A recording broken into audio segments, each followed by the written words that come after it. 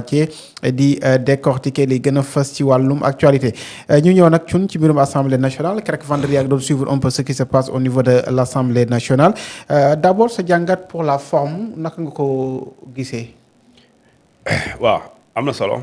oui et c'est un exercice prévu par le règlement intérieur donc ñu def ko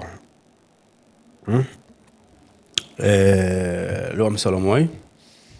Président de la République, excusez-moi, règlement intérieur national moo prévoir le gouvernement parce que nag foofu nit ñi dañuy xaw a dañuy jël benn nit les gens di Ousmane Sonko mooy alors que c'est le gouvernement Sénégal des fois dañuy bëgg a réduire àdduna Sénégal yëpp ci benn nit Ousmane Sonko politiciens yi sax bu ñuy def léegi dañuy bàyyi lépp mais dañ ne le gouvernement question d'actualité au gouvernement. oui le gouvernement c'est pas Ousmane Sonko le gouvernement c'est l'ensemble des ministres.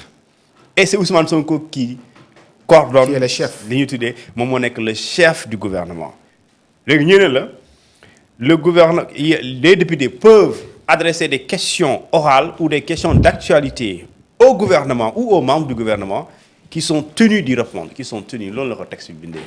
waaw bu ñu leen ko bindee rek wala ñu wax leen ko rek ñoom amuñu choix ils sont obligés ñu dem léegi lu ñuy def mooy gouvernement bi le service du gouvernement secrétariat gouvernement bi ak primature. ñoom ñooy waxtaan ak l'Assemblée nationale ñu déggoo ci benn jour après ñu ñëw buy ñëwee nag député yi posé leen ay questions ñu tontu leen ku ne ministère bu ne si sa question maanaam bu dee ministère éducation on parle d'éducation ministère de l'énergie on parle d'énergie ministère de l'intérieur on parle de sécurité ministère de la justice on parle de la justice et cetera et le premier ministre moom puisque moom moo yëlif gouvernement bi dina mën a am xëy na réponse question bu ne concernant un ministère mën na ci am xalaat léegi puisque techniquement ministres yi ñooñu des fois ñoo gën a maîtriser dossiers yi. mën na leen pour des questions données mu ne leen kaay la ngeen tontu moo waral léegi mu demee noonu léegi su boobaa donc ce n'est pas des questions au premier ministre c'est des questions au gouvernement. oui. léegi nag questions yi bëri woon na ci forme bi am na c'est-à-dire amul lu ñu ci wax RAS. le premier ministre et le président de l'Assemblée nationale ils sont venus en temps. à l'heure juste lañ commencé. ils ont commencé à l'heure zéro. et loolu c'est loolu la ñuy tuddee la ponctualité au Sénégal la ponctualité fait défaut même si des fois dama siy boole sama bopp. je suis pas de temps en temps ponctuel. mais aujourd'hui je suis ponctuel. je suis venu avant l'heure et on a commencé un peu après l'heure donc la ponctualité est une valeur professionnelle. moom ñu commencé à l'heure et travaux commencé et gis nañ ne balaa julli juma ku nekk def na lu ngay def ku nekk dem sa yoon et l'essentiel a été dit et les débats ont eu lieu dans le cadre justement réglementaire mooy Assemblée nationale règlement intérieur dafa am lu mu prévoir le président de l'Assemblée nationale président na député yi jox na leen kàddu respecté nañ seen timing premier ministre bi tontu na ministre yi tontu na donc ci forme bi RAS c'est vraiment ça c'est très bien passé donc on a respecté les droits des uns et des autres donc même si l'absence des députés ne s'est pas fait remarquer. oui absence opposition bi aussi.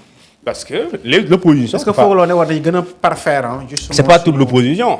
Pape Djibril Fall a joué son rôle d'opposant. il a posé des questions intéressantes. Qui aussi mu tudd ça.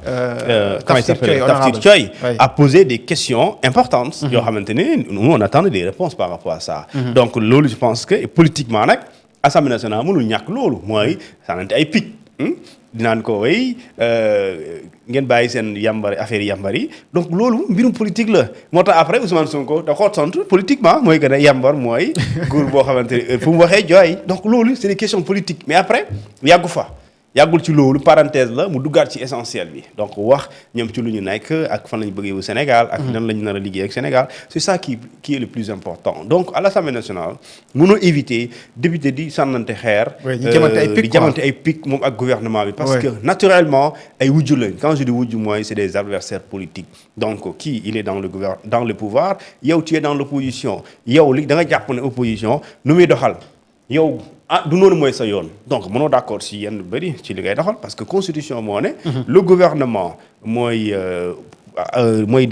doxal pouvoir mais c'est l'opposition qui s'oppose et société civile di observer donc l'opposition son rôle c'est de s'opposer léegi s'opposer dignement et également lu ñu tuddee objectivement et je pense que ñi nga xam ne ñoo fa nekkoon ci opposant questions yi ñu jàppoon ne posé nañ ko c'est des questions légitimes yoo xamante ne man war naa ci am tontu Sénégal yi war na ci am tontu et posé na ko maintenant ci biir posé bi mën nga ci dugal cokkaas mbirum politique. Et la preuve Pape Djibril Fall au sortir ci rencontre boobu noonu. Alors tout le monde parlait de lui et politiquement loolu dafa baax. Oui, en politique il faut juste parler de toi, c'est important. C'est ce que théorisent certains politiciens mooy en politique muy lu baax lu bon l'essentiel qu'on parle de vous. Et puis je pense dina jouer bu baax ci sa aura ak sa taxawaay. ñu dugg nag coon ci Thioune justement ci li nga xam ne moo di ci fond bi ci loolee certainement ñi doon xaar wala ñi doon suivre sax mën naa jàpp ci daje mi doon dox entre le gouvernement ak li nga xam ne moo di assemblée nationale diggante président Bassirou Diomaye Diakhar Faye ak son premier ministre question la boo xam ne peut-être sénégalais bëggoon nañ ci am tontu finalement.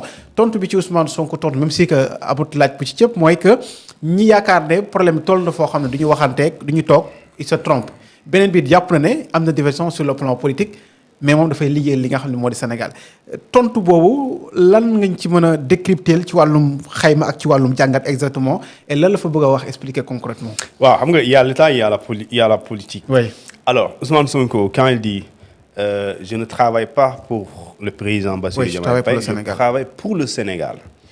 C'est-à-dire soo arriéré c'est-à-dire que il travaille même pour le président Diomaye. Ça c'est une manière de dire que c'est pas Diomaye qui m'intéresse. Diomaye def ma ko pour jëmu Diomaye. dama koy def pour jëmu Sénégal. Mais quand je dis il le fait pour Diomaye c'est parce que même Diomaye il travaille pour le Sénégal. Et sooy xool le patron de Sonko c'est Diomaye. Donc un patron kay ki nga sa subordonné moom lay liggéey moo lay sant donc loolu maintenant c'est une manière pour dire que man li may def ma ko pour nit wala pour Diomaye dama koy def pour Sénégal et léegi mën na justifier le fait que du ma démissionner parce que démissionner parce que du ma démissionner parce que man du Diomaye laa sekkal wala li may def ma ko pour moom mais damay def pour réewum Sénégal donc est-ce que kon damay démissionner pour réewum Sénégal sachant que dama ko bëggee liggéeyee loolu mën nga ko comprendre loolu maintenant loolu su point de vue politiquement mais ñoo xam nañ ne ci point de vue état architecture le premier ministre il travaille pour le compte du président de la République et ce président il travaille pour le compte du peuple sénégalais. Donc, vraiment, c'est parce que le Premier ministre ne rend pas directement compte au peuple sénégalais. Il rend compte au président de la République qui assume de son mandat. Parce qu'à la fin du mandat, à la fin du mandat, on dira le régime de Diomaye Faye. C'est-à-dire que si vous avez le régime de Diomaye Faye, si vous avez le régime de Diomaye Faye. Je ne travaille pas pour le président Diomaye Faye, je travaille pour le Sénégal, mais tout ce que je fais sera comptable à son mandat mooy lépp lu ma def dañ koy boole ci mandat kon li ngay def da nga koy def pour ki jiitu waaye politiquement mën nga justifier li tax doo démissionner léegi nag li mu wax mooy nee na le 8 c'était une nécessité de clarification oui te loolu ñëpp xamoon nañ ko li ñu xamuloon mooy concrètement après le 8 fan la coow di jëm parce que ñëpp xam nañ ne il y a pas d'enjeux électoraux amul élection buy ñëw day ñëw c'est dans 2 ans en 2027 la